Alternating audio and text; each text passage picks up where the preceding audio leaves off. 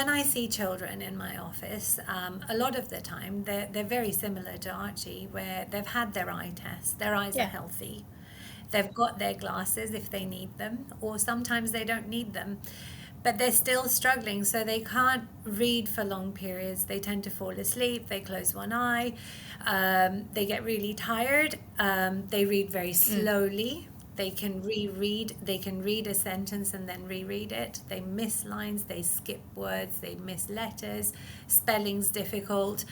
And there's also in another, so you have a whole host of behaviours that come as a result of that. And sometimes the children avoid close work, so they avoid Yep. reading. One way is by falling asleep. Another way is, well, fidgeting. Another way is, oh, I need the Yeah. toilet. But they'll find different ways, and that's what my son did a lot of the time. Every time there came to be a visual task, he would just say, I need the toilet. And it was his way of avoiding doing any sort of close work. They may also just move things further away. So you might find that, like how Archie was, he was on the table, and he had moved the book At an slightly. I don't know if angle. you remember when I asked him to do he moved it away from himself so he could actually bring it into focus, so he could actually read what I was asking him to read. And those are all very typical symptoms of what I see in my And what clinic. about those children? Because I had one child in clinic, and I have referred them over to you, but they write at a slant, or their writing is slanted.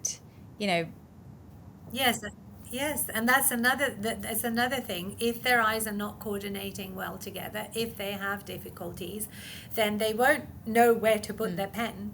So you might find, and that's in my clinical experience, I've found that the children who have difficulty coordinating their eyes together or who have eye focusing difficulties, they're not sure where to put the pen. So they'll either they'll press really hard, they'll sleep.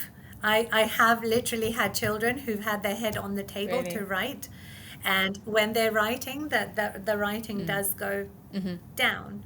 And then it's just a case of, well, helping them understand that actually that angle is perhaps not the best angle, and you support all the reasons that they're doing those, having that posture, having that angle.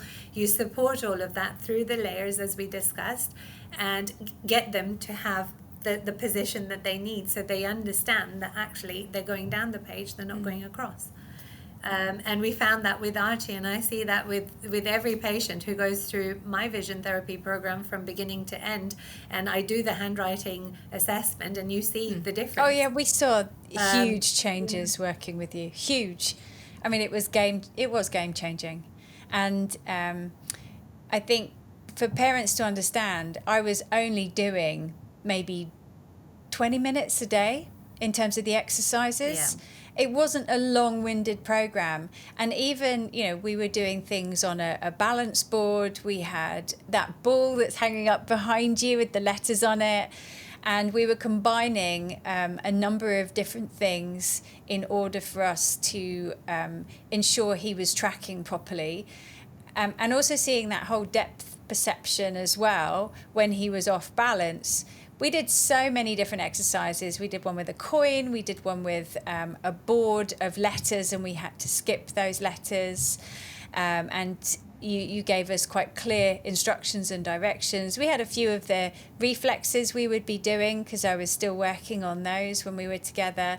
But then we went on to that amazing program that you used, and that was easy because it was like literally 10 minutes before we'd go to school in the morning. So it really helped, but it's the consistency and persistency of doing these exercises and just committing to doing them.